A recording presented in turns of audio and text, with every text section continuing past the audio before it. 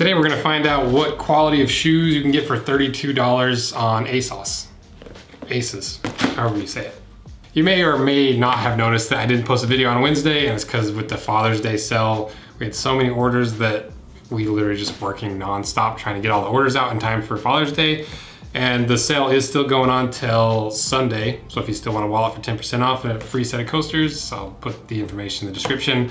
And it's time to announce the winners of the Vans wallets. I thought I already announced these, but I guess I didn't. So I'm sorry for no video, and I'm sorry it took me so long to announce the winners of these, but I'll put the winners right here. So these are the absolute cheapest common project looking shoes I could find on the internet. And I wanted to do this video for two main reasons. The first one being kind of to give us a low watermark on this white sneaker series, like what is the absolute cheapest and potentially the worst quality of white sneaker you can get. And the second reason is to see if maybe it's worth the cheap price. If you're just gonna use these for a few outfits, you're gonna wear them 5 times a year. And we're gonna do that by checking out the strength of this fake leather to see how strong it is and maybe how long, to get an idea of how long it'll last. The next thing is how thick this sole is and just the general construction of it and what the layers are in it. So now let's go through the information on these shoes. So the brand is ASOS. The name of the style is just the white sneaker, but the actual style code is 918702. And they retail for $32 on their site, and they're made in China. So now let's start cutting them. Now let's start cutting them in half. It's been a while since I filmed. I'm losing my touch.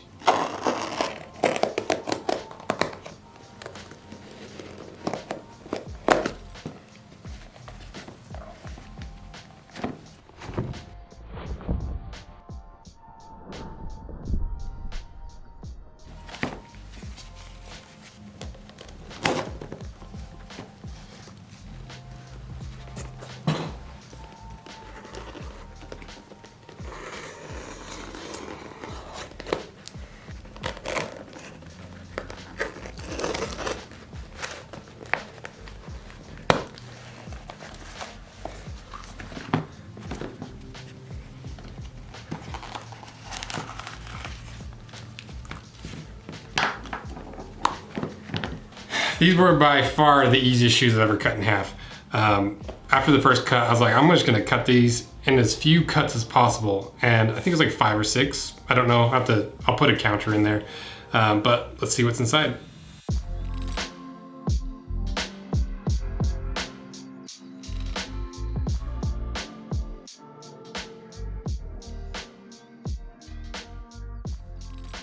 Okay, let's quickly go through the layers before we rip the rest of the guts out of this thing and start testing the materials. So starting with the outsole, working our way up, we got the rubber outsole, then a thin layer of rubber. I'm not sure if it's even what it is.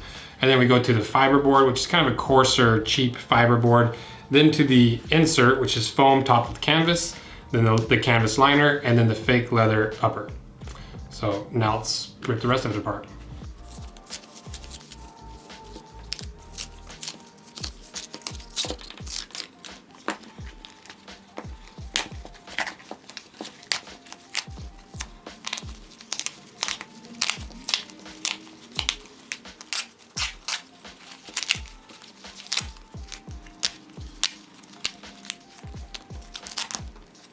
So incredibly easy to rip apart. It's a $30 shoe. It's kind of to be expected, but the thread was really, really easy to tear.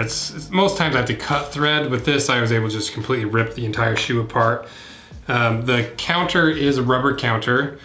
The sidewall stitching was real, and it was also cemented up the sidewall, but not very well. I just ripped it apart pretty easily. The little layer of rubber on the inside, I think it just acted as like a filler layer where, kind of like what we saw with Oliver Cabell's, where it wrapped underneath and needs a little bit of filler. If you notice when I was tearing the leather from the sole, you see that same thing that happens every time with the cheap leather, or even like a cheap fake leather.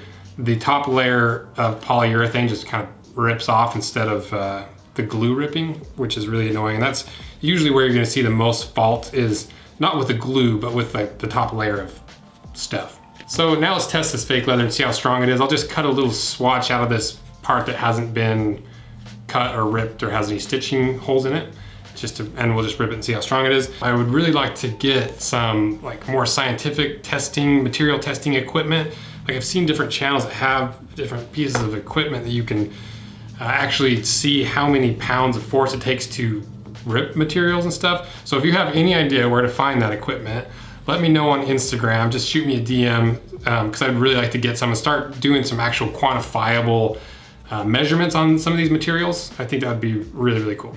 So, but for now, we'll do it the old-fashioned way. I'll just try to rip it.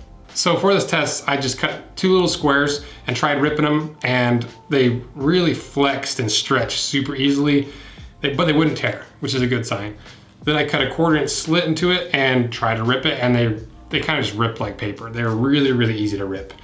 Definitely the easiest or the worst tear resistance to any fake leather we've seen so far compared to the vegan Doc Martens fake leather. That was actually stronger than the real Doc Marten leather, which was really surprising.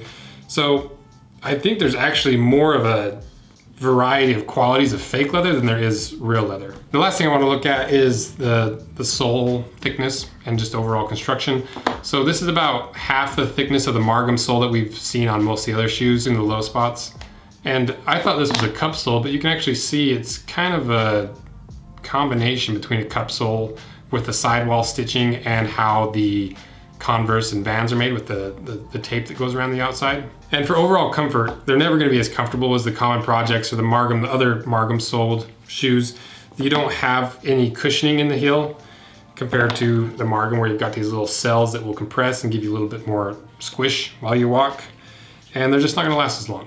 So overall, what do I think of these shoes? I think if you're on a tight budget and you're only gonna wear them a handful of times, they're not gonna completely fall apart the first time you wear them. You know, like some of the Chinese knockoff of the Dr. Martens, those would literally have a high chance of falling apart after the first time you wear them. These will probably last a few times, but you're gonna see some really ugly distorting of the fake leather, and it's not gonna be nearly as comfortable. So if you're on a budget, not the worst thing for $30, but if you've got the money, you know, there's a lot superior alternatives out there that are gonna last significantly longer, maybe not 10 times longer, but you get what you pay for. That's ultimately what it always comes down to with this style of video. You get what you pay for. 30 bucks, you get $30 worth of shoe. $400, maybe you don't get $400 worth of shoes, but you get definitely more than $30 worth of shoes. Coming up next, we got the Ariat 224 white sneakers. These are gonna be interesting because they have a Vibram sole, and I'm really interested to see how they're built, because all these other shoes that we've seen that are made in Italy are very, very similar. And if you've ever owned a pair of these or any of the ASOS knockoff shoes, what did you think of them? Did they fall apart? Did you like them? Were they comfortable? Let me know. And thanks for everything you guys do. See ya.